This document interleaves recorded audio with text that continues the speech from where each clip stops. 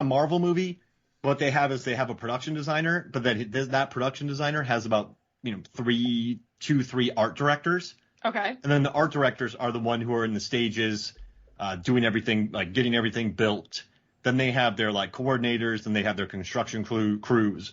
Okay. So whenever you but see, it's just like a small, but it isn't like it's not like a massive team. It's like there's a hierarchy, and he's kind of like running the show. absolutely, yeah. Gotcha. So like the Okay. production designer reads the script, and then they kind of break down the script. Then they hire like of what they think they should build. They hire people to do the modeling. They hire people to do the layouts. Like you get 3D printouts now, or you can do 3D printouts of sets now, or you get concept art. So they hire those people, and then when the director approves on the concept art, the production designer gets with his art directors and like his like the construction workers, and then they go build them in the various stages where they need them. So Yeah. it's Wow. like, That's awesome.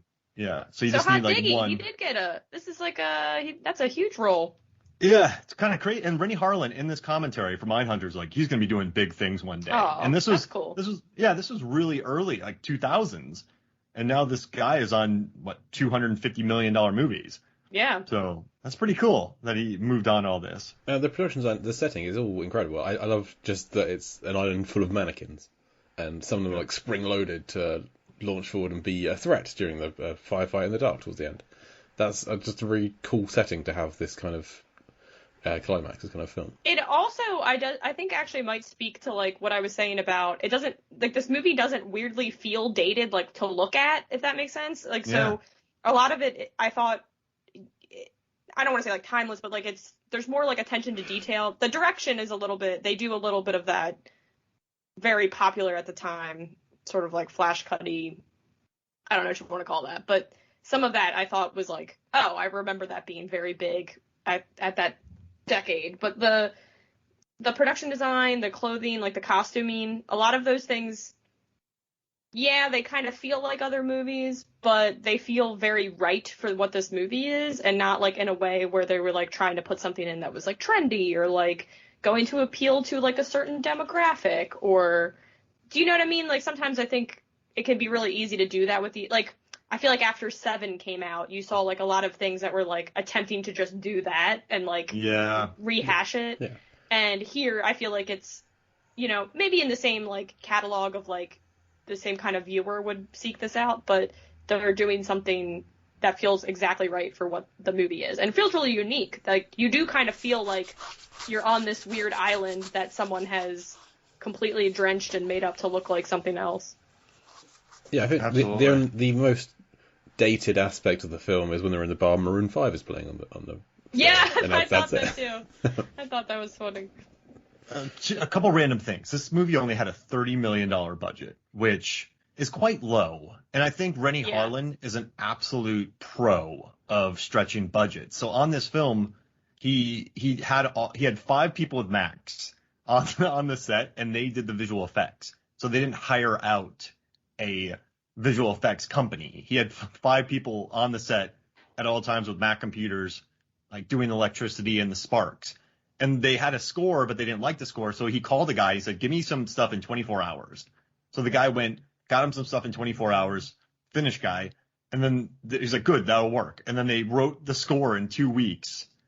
And then they did it. So like, I just think Harlan, I love how he just goes out of his way to really stretch these budgets of these movies. And I kind of miss having him around because I don't know, like I like that he went and made this for $30 million, and it looks great. Like I miss these kind of films, like a Limitless, like a $30 million movie that did well.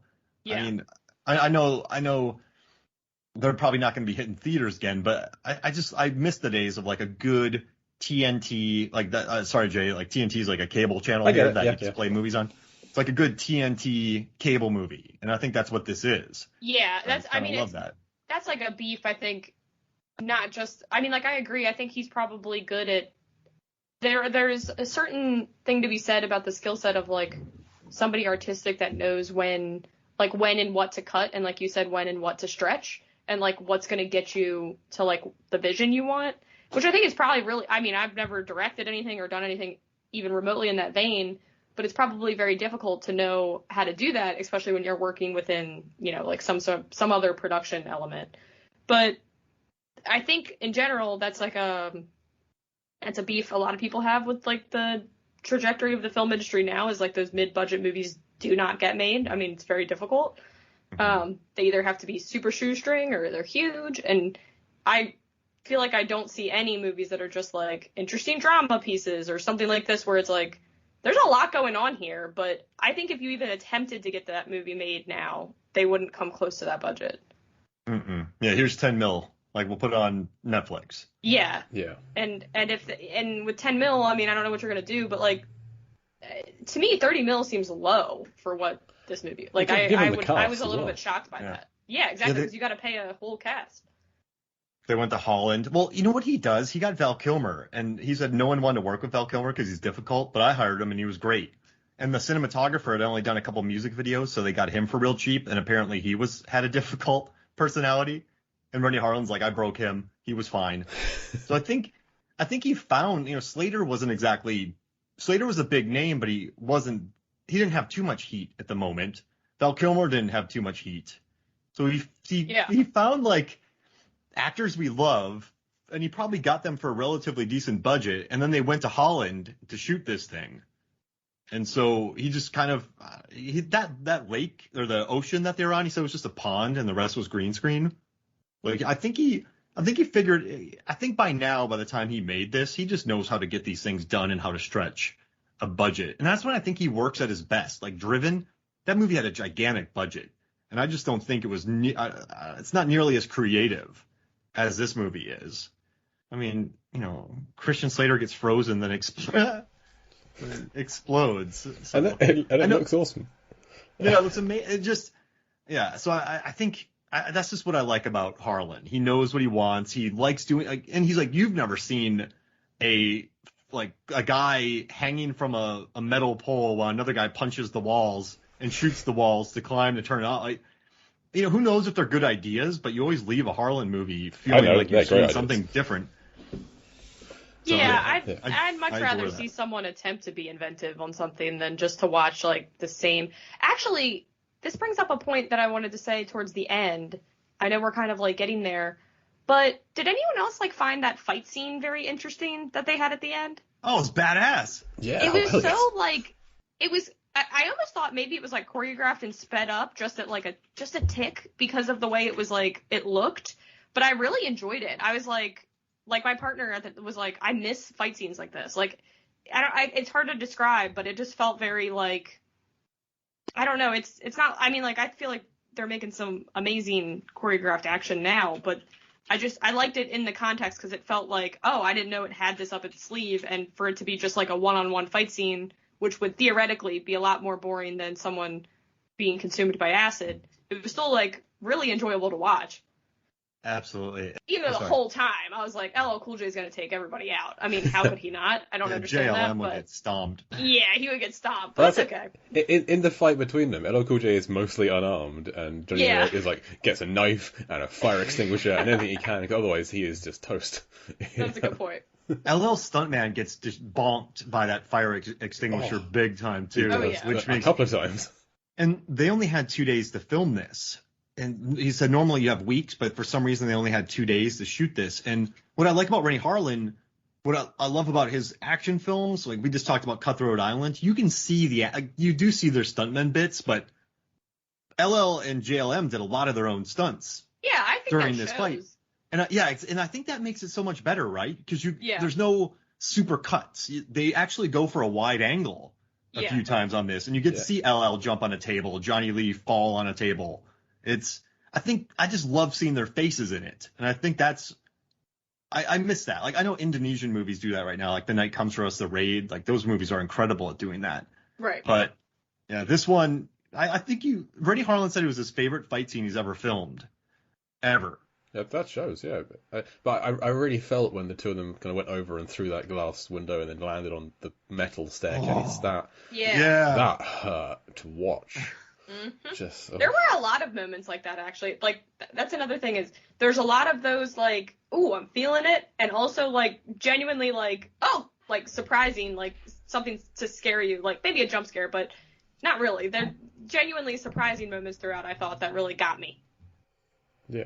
Yeah. So we need to get to the climax because the underwater gunfight. So just to get to that point. Periscope gunfight. Yes. So whilst Vince is getting locked in the freezer, Gabe, everyone having a shootout.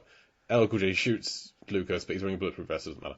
So they'll have a fight towards the end, and then between. Wait, did LL shoot him because his hands didn't? Someone shot Lucas because he had bullets in his bulletproof vest, and it wasn't Sarah because we were on Sarah at the time, so it probably was Gabe.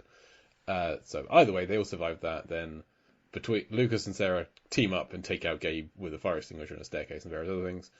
But then Sarah reveals that she had put phosphorescent powder that had spelled out the letters on the jackets on the clock that she turned back 15 minutes, knowing that the killer would feel the compulsion to correct the clock because they're so finicky about time. And it turns out, Lucas has got the powder in his hands. So he then gives he starts monologuing, explaining everything, why he did it. He killed his parents. The cop asked him, did he want some gum?